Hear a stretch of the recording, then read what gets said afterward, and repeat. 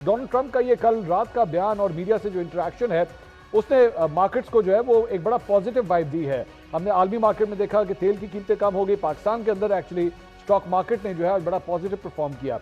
ये बदले बदले से क्यों है, मतलब मेरे हुजूर आखिर हुआ क्या है ऐसा? बदले बदले से मेरे सरकार नजर आते हैं। जी बिल्कुल।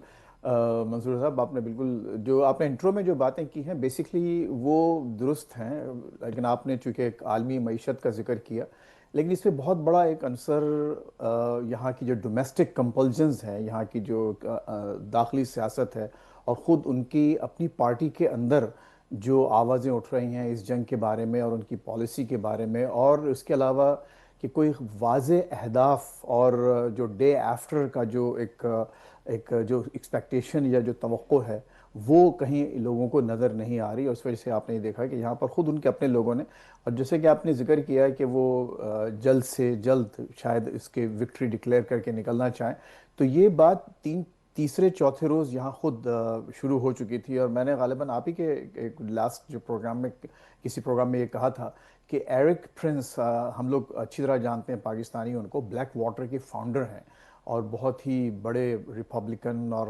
ट्रंप और रिपब्लिकन पार्टी से करीबी समझे जाते हैं। तो उन्होंने भी लाइव प्रोग्राम्स में कई दफ़ा ये कहा कि अब ट्रंप को ये चाहिए। मैं आपको तीसरे या चौथे रोज़ की बात कर रहा हूँ जंग के, कि जो कुछ हुआ हुआ, अब आप विक्ट्री डिक्लेयर करें और वापस आ जाएं। अब इसमें जो डोमेस्टिक असल जो मसला, देखिए यहाँ अमेरिका, चूँकि मैं यहाँ बैठा हूँ तो जो एक ग्राउंड से जो आपको मैं बता सकता हूँ कि अमेरिकन इकॉनमी में इतने शॉक एब्जॉर्बर्स हैं कि ये जो बड़े झटके ये लोग बर्दाश्त कर सकते हैं, और इससे पहले भी कर चुके हैं। आपने देखा कई वॉर्स ये कर चुके हैं।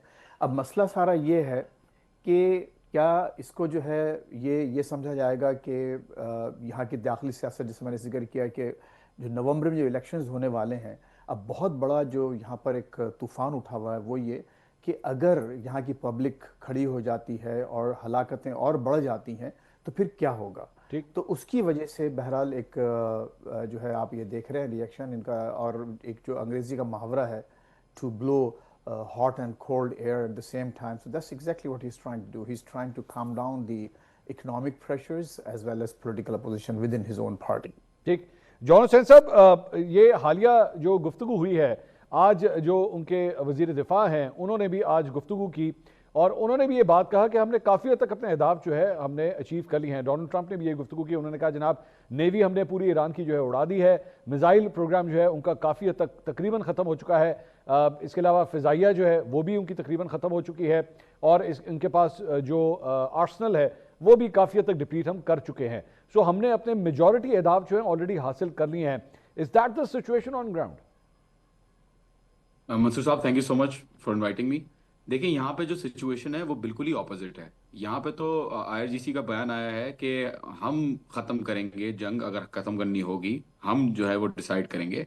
और जहां तक बात रही कि नेवी को खत्म कर दिया है, एयरफोर्स को खत्म कर दिया है और मिसाइल्स भी खत्म कर दी हैं, मंजूर साहब अनफॉर्चुनेटली यहाँ से हम सिचुएशन जो देख रहे हैं, 33 वेव्स अभी तक जा चुकी हैं। अभी भी मतलब कुछ घंटे पहले ही नेक्स्ट सैल्वो ऑफ मिसाइल्स जो है वो गया था, और अभी खातमुल अंबिया का बयान यह है कि कोई भी मिसाइल जो अब जाएगा उसका 1 टन से कम वॉरहेड नहीं होगा। और आयतुल्ला मुस्तफा खामनाई के इलेक्शन के फौरन बाद आपने देखा कि मिसाइल्स की क्वांटिटी भी एकदम से ज्यादा नजर आई और क्वालिटी भी ज्यादा नजर आई उस 32nd वेव में जो लॉन्च हुई उस वक्त। ठीक। बहरहाल नेवी की जहां तक बात रहती है तो ट्रंप साहब बिल्कुल कहते हैं कि मैंने नेवी तबाह कर दी, लेकिन unfortunately realities on ground is that कभी भी वो नहीं आए हैं स्ट्रेट ऑफ हॉर्मुज पे, और स्ट्रेट ऑफ हॉर्मुज अभी तक ब्लॉक हुआ हुआ है। कोई अमेरिकन शिप जो है मेरी मेरी मालूमात के मुताबिक क्रॉस नहीं कर पाई है, ना ही कोई मिडिल ईस्टर्न कंट्री जो उनके पार्टनर स्टेट्स हैं उनकी कोई जो शिप्स हैं वो क्रॉस कर पाई हैं। तो I think Trump psychological pressure maintain करने की कोशिश कर रहे हैं, लेकिन situation on ground is different and attacks are ongoing. Faiz sahab, आपने इससे पहले आपने लोकल पॉलिटिक्स का जिक्र किया, प्रेशर्स की बात की।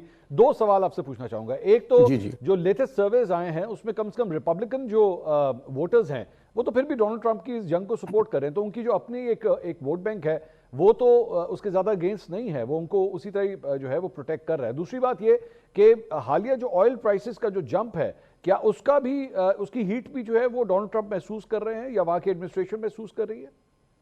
जी देखिए, ये इसके बाद ही जो उनका बयान आया है, जैसे कि मैंने अभी अर्ज किया कि दोनों तरफ से ही speaking from both sides of his mouth, कि एक तरफ धमकियां भी दे रहे हैं, तो फिर आज खुद उनके जो यहाँ वजीर दिफा, जिसको अब वो वजीर जंग कहते हैं, पीट हेगसेथ, उन्होंने फिर बहुत ही धमकी आमेज बयान दिए हैं। उस तरफ मार्को रूबियो, वो भी मुसलसल लगे हुए हैं। देखिए, इसको मंसूर बहुत बड़े, हमको थोड़े से बड़े कॉन्टेक्स्ट में देखना चाहिए। देखिए यहाँ पर, और जॉन यहाँ बैठे हैं हमारे साथ, और वहाँ की ज़ाहिर ग्राउंड की रियलिटीज़ बता रहे हैं हमको। लेकिन देखिए, एट द सेम टाइम आप अगर इनके बड़े अहदाफ देखें, और यहाँ पर जो इस वक्त रजीम, जो अमेरिका में जो लोग इस वक्त बरसर इक़्तिदार हैं, वो लोग मिज़ियानिक सोच रखने वाले लोग हैं। यानी जो क्रिश्चियनिटी के जो एक इनकी बिब्लिकल प्रोडिक्शंस हैं, जो आर्मगेडॉन वारा की जो बातें होती हैं, ये उस सोच को लेके आगे बढ़ रहे हैं, और फैसले इनके वही लोग करवा रहे हैं। बाकायदा वाइट हाउस में कभी ऐसा नहीं हुआ, इससे पहले ट्रम्प के ज़माने में ज़रूर हुआ पहले दौर में, लेकिन कभी ऐसा नहीं हुआ कि सदर साहब ओवल ऑफिस में बैठे हों और तमाम पादरी और मजहबी रहनुमा उनके लिए वहाँ दुआ फरमा रहे हों। ऐसा नहीं हुआ। तो ये इस वक्त देखना इनको ये है कि हम जो डैमेज कर रहे हैं, देखिए डैमेज कौन हो रहा है? ईरान डैमेज हो रहा है, और आसपास के तमाम मुस्लिम ममालिक डैमेज हो रहे हैं। आपने कहा था कि आलमी मईशत पर असर पड़ रहा है। आलमी मईशत इनसे हटकर, यानी ठीक है, अमेरिका, जैसे मैंने कहा कि ज़रूर नुकसान हो रहा है, लेकिन ऐसा कोई बड़ा नुकसान नहीं हो रहा कि जिसको ये आइंदा चंद हफ्तों में, चंद महीनों में एब्जॉर्ब नहीं कर पाएंगे। ठीक। लेकिन जो असल नुकसान हुआ है वो आप ये समझ सकते हैं कि जो दुबई, जिसका पूरा मामला सिर्फ और सिर्फ ट्रस्ट पर और कॉन्फिडेंस पर था, इकॉनमी पे और वहाँ की सेफ्टी पर, वो सब बिल्कुल बह चुका है इस जंग की वजह से।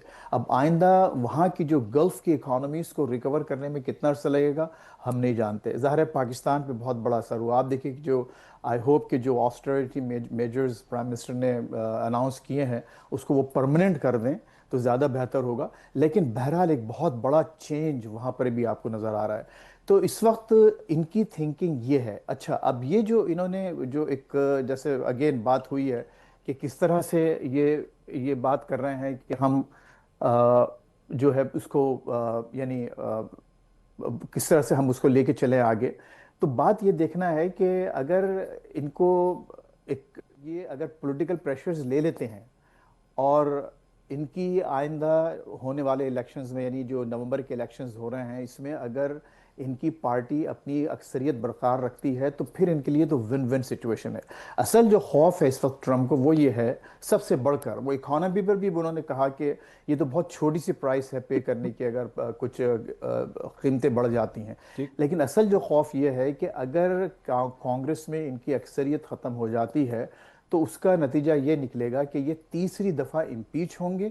और अगर सेनेट में भी अगर अक्सर सेनेटर्स की अक्सरियत मिल जाती है साथ, तो इनको बाकायदा ऑफिस से रिमूव किया जा सकता है। ठीक। तो ये वो खौफ है जिसकी वजह से ये नहीं चाहते कि रिपब्लिकन पार्टी जो है उसको पॉलिटिकल बहुत ज़्यादा नुकसान हो। मैं नहीं समझता कि इकोनॉमिक प्रेशर्स, इसमें कोई शक नहीं है, लेकिन वो इस वक्त फौरी तौर पर फैसला साजी में इतना अहम किरदार अदा नहीं कर रहे हैं।